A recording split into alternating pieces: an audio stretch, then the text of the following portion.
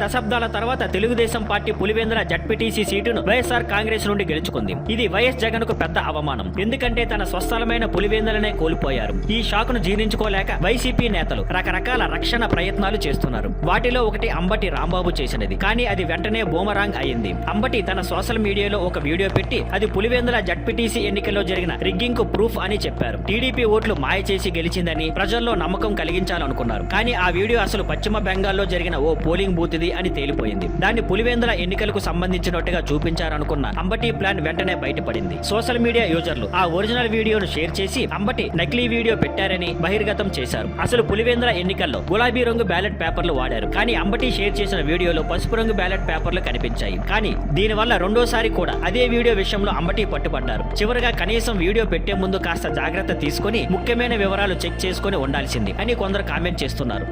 Thank you for watching. Please like, share and subscribe.